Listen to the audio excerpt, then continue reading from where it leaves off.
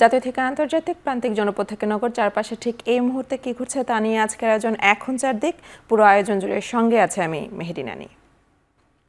দফায় দফায় ভারী বর্ষণ ও উজানের অব্যাহত ঢলে নোয়াখালী, লক্ষ্মীপুর ও কুমিল্লায় বন্যা পরিস্থিতির আরও অবনতি হচ্ছে। বন্যা দীর্ঘায়িত হয় বানভাসী মানুষের দুর্ভোগ চরমে। খাবার ও বিশুদ্ধ পানির চরম সংকটে মানবেতর দিন কাটাচ্ছেন লাখ লাখ মানুষ। দিন দিন নোয়াখালীতে ভয়াবহ রূপ নিচ্ছে বন্যা পরিস্থিতি। জেলার অধিকাংশ এলাকায় পানি বেড়েছে 1 থেকে 1.5 ফুট। আশ্রয়কেন্দ্রগুলোতে প্রতিদিনই বাড়ছে দুর্গতদের ভিড়। পর্যাপ্ত ত্রাণের অভাবে ইতিমধ্যে দেখা দিয়েছে খাবারের সংকট। যোগাযোগ ব্যবস্থা ভেঙে পড়ার প্রত্যন্ত অঞ্চলে ত্রাণ পৌঁছানো যাচ্ছে না। জেলাটিতে এ পর্যন্ত বন্যায় ও বিদ্যুৎ পৃষ্ঠে প্রাণ গেছে 10 জনের। লক্ষ্মীপুর সদর উপজেলার প্রায় সবকটি ইউনিয়নে এখন প্লাবিত। ভালো নেই রায়পুর, রামগতি, কমলনগর, রামগঞ্জ। বন্যা কবলিতেরা ত্রাণের আশায় থাকলেও দুর্যোগের কারণে ব্যাহত হচ্ছে ত্রাণ সরবরাহ। এদিকে কুমিল্লায় বিভিন্ন স্থানে বাঁধ ভেঙে যাওয়ায় এখনও লোকালয়ে ঢুকছে ডলের ঝড়। জেলার 7টি উপজেলায় পানিবন্দী অবস্থায় আছেন 10 থেকে 12 লাখ মানুষ। বন্যা দুর্গত এলাকায় দেখা দিয়েছে খাবার ও বিশুদ্ধ পানির চরম সংকট। কত ক্ষতিগ্রস্ত তলে আছে যেটা বলা যাবে না। মানুষের জীবন বাঁচাইবে দুগা বাট্টা রান্ধি খাইব এই পর্যন্ত নাই। সবার ঘরের ভিতরে পানি, সবার চলাফেরা খুব অসুবিধা হইতেছে। জীবনযাপন অনেক কষ্টকর, কারণ পানি অনেক বেশি। অনেক মানুষ দেখছি মানে আশ্রয় কেন্দ্রে চলে যাইতেছে, ওইখানেও কিন্তু খাদ্য সংকট দেখা দিতেছে। বন্যায় এখন পর্যন্ত সরকারি হিসেবে 27 জনের মৃত্যু হয়েছে। এছাড়া মৌলভীবাজারে নিখোঁজ রয়েছে 2 জন। দুপুরে সচিবালয়ে চলমান বন্যা পরিস্থিতি নিয়ে সংবাদ সম্মেলনে একথা জানানো হয়েছে। ব্রিফিংয়ে দুর্যোগ ব্যবস্থাপনা ও ত্রাণ মন্ত্রণালয়ের উপদেষ্টা ফারুকে আজম জানান, সবার কাছে ত্রাণ পৌঁছাতে চেষ্টা চলছে। 11 জেলায় 12 লাখ পরিবারে প্রায় 56 লাখ মানুষ বন্যায় ক্ষতিগ্রস্ত হয়েছে। এদিকে ফারাক্কা বাঁধ খুলে দেওয়ার পরেও নতুন করে প্লাবিত হবার তথ্য পাওয়া যায়নি। এদিকে ব্রিফিংয়ে সমন্বয়ক লুৎফর রহমান জানান, গেল 6 দিনে বৈষম্য বিরোধী ছাত্র আন্দোলনের তহবিলে বন্যার্তদের জন্য নগদ সাহায্য এসেছে 5,73,99,690 টাকা। মার্চেন্ট অ্যাকাউন্টে এসেছে 60 লাখ টাকা। দুর্গম এলাকা এখন আর নাই। আমরা সকল জায়গায় ত্রাণ পৌঁছাতে পেরেছি। উপর থেকে পানি নিচের দিকে নেমে যাচ্ছে বলেই কিছু কিছু জায়গা নতুন করে প্লাবিত হচ্ছে। সেই সমস্ত জায়গাতে সব রানিং পানি খুব দ্রুত নেমে যাবে বলে আমরা আশা করছি। পানিবন্দী পরিবারের সংখ্যা সর্বশেষ তথ্য অনুযায়ী আজকে দুপুর 1টা পর্যন্ত 12,07,429টি এবং ক্ষতিগ্রস্ত লোকের সংখ্যা 56,19,375 জন। মৃতের সংখ্যা 27, এর ভিতরে কুমিল্লা 10, ফেনী 1, চট্টগ্রাম 5, খাগড়াছড়ি 1, নোয়াখালী 5, ব্রাহ্মণবাড়িয়া 1, লক্ষ্মীপুর 1 ও কক্সবাজার 3। নিখোঁজ লোকের সংখ্যা হচ্ছে 2, আগে যেটি ছিল মৌলভীবাজারের। আমরা এ পর্যন্ত 3,886টি আশ্রয়কেন্দ্র খুলেছি 11টি জেলাতে এবং আশ্রয় গ্রহণকারী লোকের সংখ্যা 5,09,728। শীতে গত 6 দিন মানে গত 6 দিনে গতকাল রাত 11টা পর্যন্ত আমাদের নগদ কালেকশন যেটা বুথের মাধ্যমে হয়েছে সেটি হচ্ছে 5,73,99,690 টাকা। এছাড়াও আমাদের যে মার্চেন্ট অ্যাকাউন্টগুলো রয়েছে বিকাশ, নগদ এবং রকেট, এগুলোর মাধ্যমে আমাদের প্রায় 60 লক্ষ টাকার মতো আমাদের এসছে। আমাদের বিমান বাহিনী আছেন, সেনাবাহিনী আছেন, তারা কিন্তু একদম রুট লেভেলে কাজ করছেন। তাদের সাথে সমন্বয় করে ত্রাণটা যাতে উপযুক্ত ব্যক্তি এবং উপযুক্ত যারা আসলেই যাদের ত্রাণ প্রয়োজন তাদের কাছে যাতে পৌঁছে যায় সেই ব্যাপারটি আমরা নিশ্চিত করছি। বন্যার পরিস্থিতি জানাতে লক্ষ্মীপুর থেকে যুক্ত হচ্ছেন সহকর্মী বেলায়েত হোসেন। বেলায়েত, লক্ষ্মীপুরে বর্তমান বন্যার অবস্থা কেমন জানাবেন? এছাড়াও লক্ষ্মীপুরের প্রত্যন্ত অঞ্চলে ত্রাণ সহায়তা পৌঁছাচ্ছে কিনা সেটিও জানাবেন।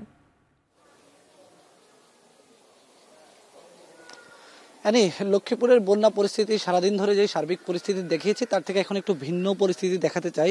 আমার পেছনে আশ্রয় কেন্দ্র রয়েছে। এই আশ্রয় কেন্দ্রের মধ্যে 3টি ভবন রয়েছে। 3টি ভবনে সব মিলিয়ে 40টির মতো কক্ষ রয়েছে। এর মধ্যে একটি ভবনের নিচতলায় কোনোভাবে মানুষ থাকা যাচ্ছে না, নিচতলা পর্যন্ত পানি উঠে গেছে, বাকিগুলোতে মানুষ থাকছে। সব মিলিয়ে এখানে এই যে 40টি কক্ষ রয়েছে, প্রত্যেকটি কক্ষে 5 থেকে 7টি পরিবার একটি কক্ষের মধ্যে অবস্থান নিয়েছে। তাহলে বুঝতেই পারছেন কীরকম মানবেতর জীবনযাপন তারা আশ্রয় কেন্দ্রের মধ্যে করছে। এবং এখানে সব মিলিয়ে যদিও পরিসংখ্যানটা এখানকার কারো কাছে নাই, তবে ধারণা করা হচ্ছে 500-এর উপরে মানুষ এই 3টি ভবনে সব মিলিয়ে আশ্রয়কেন্দ্রে অবস্থান নিয়েছে। কিন্তু এর আশেপাশে এখনো অনেক লোক পানিবন্দী আছে, তারা কিন্তু আশ্রয়কেন্দ্রে আর জায়গা পাচ্ছে না। অর্থাৎ আশ্রয়কেন্দ্রগুলোতে, যেটি আমি সকাল থেকেই বলার চেষ্টা করছিলাম, যে আশ্রয়কেন্দ্রগুলোতেও কিন্তু তিল ধরানোর ঠাঁই নেই। এবং যারা এখানে আছেন একেবারেই প্রত্যন্ত একটি এলাকা, এই এলাকায় গতকাল পর্যন্ত কিন্তু কোনো ত্রাণ সামগ্রী প্রবেশ করেনি। এবং যেটি বলছিলাম যে এই এলাকাটি, আমি এর আগে ছিলাম পূর্ব জামিরতলী এলাকায়, এখন পশ্চিম জামিরতলী এলাকায় আছি। এই পশ্চিম জামিরতলী সহ পূর্ব জামিরতলী, এই যে বিশাল এই এলাকাটিতে কিন্তু লক্ষ্মীপুরে বন্যা পরিস্থিতি অবনতি হওয়ার অনেক আগে, এবং ফেনীরও আগে কিন্তু এখানে বন্যা প্লাবিত হয়েছে মানুষ। 9 দিন আগে যখন এখানকার মানুষ বন্যা কবলিত হয়েছে, তখন লক্ষ্মীপুরের জেলার অন্য অংশের মানুষও কিন্তু জানতো না যে এখানে বন্যা পরিস্থিতি চলছে, এবং সারা লক্ষ্মীপুর থেকেই কিন্তু এটি মোটামুটি এলাকাটি বিচ্ছিন্ন ছিল। সব মিলিয়ে এই এলাকার মানুষ নানাভাবেই গত 10 দিন ধরে, 9 দিন ধরে তারা কিন্তু মোটামুটি মানবেতর জীবন যাপন করছেন। এবং তাদের যেটি বলছিলাম, এটি আবারও বলি যে আসলে এখানে ত্রাণ সামগ্রীও এখন আমরা দেখছি 2-1টি ত্রাণের গাড়ি ঢুকেছে, কয়েক জায়গায় দিচ্ছে, কিন্তু সেটি খুবই অপ্রতুল। তারা বলছেন আরও ত্রাণ তাদের প্রয়োজন আছে, এবং অনেক মানুষ পানিবন্দী অবস্থায় আছে, তাদের গবাদি পশু থেকে শুরু করে নানাভাবেই তারা কিন্তু বিপর্যস্ত। সব মিলিয়ে এই এলাকার মানুষের অবস্থা, জনজীবন ভয়াবহতার মধ্য দিয়ে যাচ্ছে। সারা লক্ষ্মীপুরের অবস্থায় কিন্তু মোটা দাগে এই রকম, যতটুকু আমি সকাল থেকে দেখেছি। গতকালকেও আমরা লক্ষ্মীপুর চিত্র যেটি দেখিয়েছিলাম, একই রকমের পরিস্থিতি রয়েছে। বেশিরভাগ নলকূপগুলা, টিউবওয়েলগুলা কিন্তু পানিতে ডুবে গেছে, ফলে পানিরও কিন্তু এক ধরনের সংকট আছে, ওষুধের সংকট আছে, নানা ধরনের সংকটের মুখে লক্ষ্মীপুরবাসী জীবনযাপন করছে। এই ছিল পশ্চিম জামিরতলী এলাকা থেকে বন্যা পরিস্থিতির আমার কাছে সর্বশেষ খবর। অ্যানি, লক্ষ্মীপুরের বন্যা পরিস্থিতি জানাচ্ছিলেন সহকর্মী বেলায়েত হোসেন। ছাত্র জনতার গণ অভ্যুত্থানে চালানো গণহত্যার তদন্ত কাজে জাতিসংঘকে সব ধরনের সহযোগিতা করা হবে বলে জানিয়েছেন স্বরাষ্ট্র উপদেষ্টা অবসরপ্রাপ্ত লেফটেন্যান্ট জেনারেল জাহাঙ্গীর আলম চৌধুরী। দুপুরে সচিবালয়ে জাতিসংঘের ফ্যাক্ট ফাইন্ডিং মিশনের কারিগরি টিমের সঙ্গে বৈঠক শেষে কথা বলেন তিনি। বৈঠক শেষে জাতিসংঘের সফররত দলটির প্রধান জানান, তদন্ত শুরু করতে সরকারের পক্ষ থেকে ইতিবাচক সাড়াই পেয়েছেন তারা। এদিকে স্বরাষ্ট্র মন্ত্রণালয়ের পক্ষ থেকে এ ব্যাপারে জানানো হয় জাতিসংঘের কারিগরি এই দলটি প্রাথমিকভাবে 2 মাসের ঘটনার তথ্য প্রমাণ সংরক্ষণের জন্য অনুরোধ জানিয়েছে। তাদের অ্যাসিওর করছি যে কোনো ব্যাপারে, যে কোনো ধরনের সাহায্য সহযোগিতা দরকার আমরা তাদের সাহায্য সহযোগিতা করব।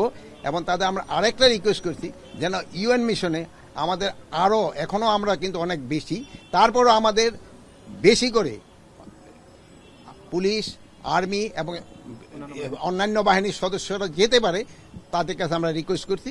এবং তারা বলছে যে বাংলাদেশে যারা ইউএনএ কাজ করতেছে তারা খুবই ভালো কাজ করতেছে, তারা এদের খুবই প্রেস করছে এবং বলছে ভবিষ্যতে এই বাংলাদেশে সবসময় যেন 1 নম্বরে থাকতে পারে এই ব্যবস্থা তারা করবে। Really positive meeting with Honourable Home Advisor and with the Inspector General of Police.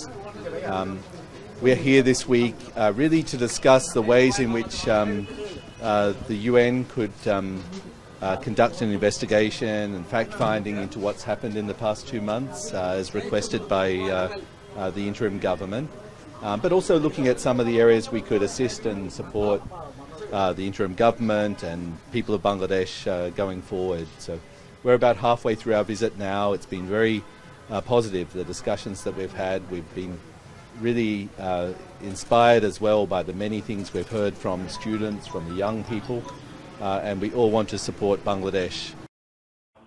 এখন চারদিকে নিচ্ছে একটি বিরতি, ফিরছি একটু পরেই।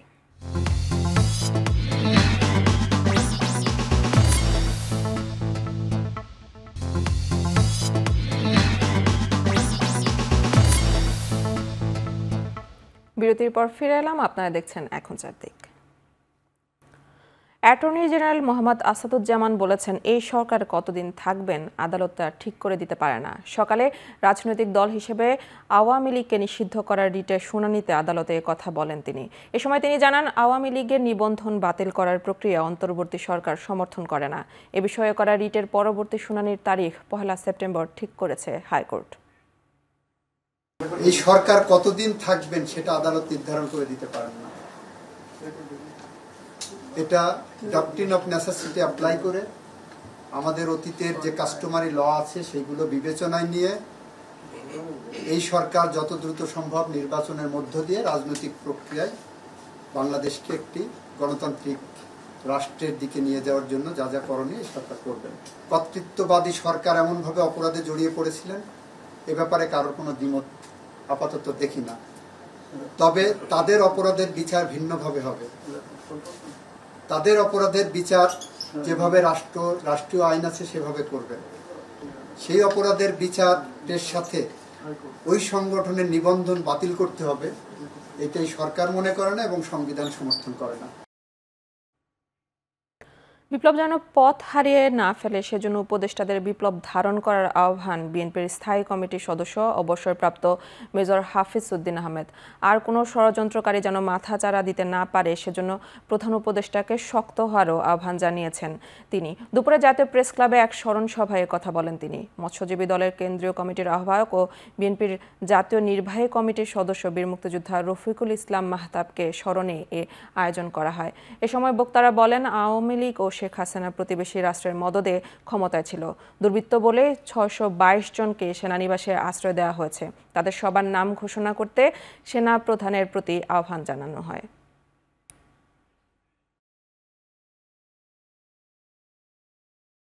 প্রধান উপদেষ্টা প্রফেসর মোহাম্মদ ইউনূস দেশের গৌরব। তিনি শুধু বাংলাদেশে নয়, সারা বিশ্বে অত্যন্ত সুপরিচিত ব্যক্তি, নোবেল লরিয়েট। তাকে শেখ হাসিনার সরকার পদ্মা ব্রিজ থেকে নিচে ফেলে দেওয়ার সংকল্প ঘোষণা করেছিলেন। এখন ফেলে দেওয়ার মতো সুযোগ পান নাই। এখন তিনি কোন নদীতে তাকে জনগণ ফেলে দিবে তার অপেক্ষায় রয়েছে। ভারত সরকার অনুরোধ করব দ্রুত এই খুনি সরকারের প্রধানকে বাংলাদেশে ফেরত পাঠিয়ে দেন। বন্যার্তদের পাশে দাঁড়িয়েছে বিজ্ঞাপনী সংস্থা এশিয়াটিক 360। বন্যার্তদের প্রয়োজনীয় খাদ্য, পানীয় আর চিকিৎসার সরঞ্জাম দিচ্ছে তারা। এছাড়া এশিয়াটিক 360 পরিবারের সকল সদস্য একদিনের বেতন এবং সেই সঙ্গে প্রতিষ্ঠানের পক্ষ থেকে দেয়া সমপরিমাণ অর্থ নিয়ে বিপন্ন মানুষকে সহায়তা করছে। এই অর্থ বন্যার্তদের সেবায় নিয়োজিত উপযুক্ত কোনো সরকারি অথবা বেসরকারি প্রতিষ্ঠানের হাতে দেয়া হবে। বঙ্গবন্ধু শেখ মুজিব মেডিকেল বিশ্ববিদ্যালয় বিএসএমএমইউ এর নতুন উপাচার্য হিসেবে নিয়োগ পেয়েছেন অধ্যাপক ডাক্তার সাইদুর রহমান। তিনি বিশ্ববিদ্যালয়টির ফার্মাকোলজি বিভাগের চেয়ারম্যান হিসেবে দায়িত্বরত ছিল। মঙ্গলবার স্বাস্থ্য ও পরিবার কল্যাণ মন্ত্রণালয়ের উপসচিব মোহাম্মদ কামাল হোসেনের সই করা এক প্রজ্ঞাপনে এই তথ্য জানানো হয়। প্রজ্ঞাপনে বলা হয়, বিশ্ববিদ্যালয়ের আচার্য ও রাষ্ট্রপতির অনুমোদন ক্রমে বিএসএমএমইউর উপাচার্য পদে ডক্টর সাইদুর রহমানকে শর্ত সাপেক্ষে নিয়োগ দেওয়া হয়েছে। আগামী 4 বছর এই ডাক্তার উপাচার্য হিসেবে দায়িত্ব পালন করবে বলেও প্রজ্ঞাপনে উল্লেখ করা হয়। এর আগে আওয়ামী লীগ সরকারের পতনের পর 18 আগস্ট বিএসএমএমইউর তৎকালীন উপাচার্য দিন মোহাম্মদ নুরুল হক পদত্যাগ করলে পদটি শূন্য হয়।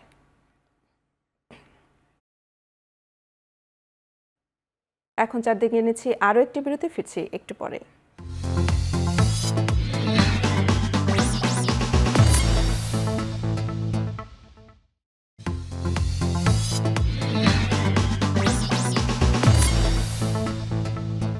বিরতির পর আরও একবার ফিরে এলাম। আপনারা দেখছেন এখন চারদিক।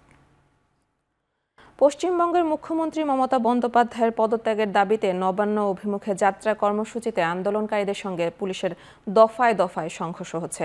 ব্যবহার করা হচ্ছে জলকামান, কাঁদানে গ্যাস, ছোড়া হচ্ছে ফাঁকা গুলি।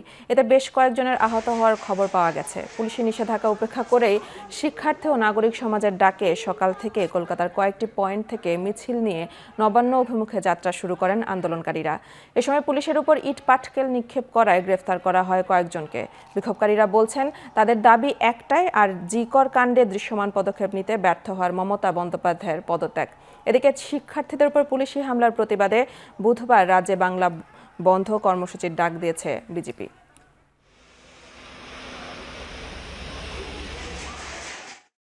শেষ করছে এখন চারদিক। এখন টেলিভিশন ওয়েবসাইটে দেখতে ভিজিট করুন www.ekhon.tv, ফেসবুকে দেখতে ভিজিট করুন facebook.com/tv.ekhon এবং ইউটিউবে দেখতে ভিজিট করুন youtube.com/c/ekhon tv।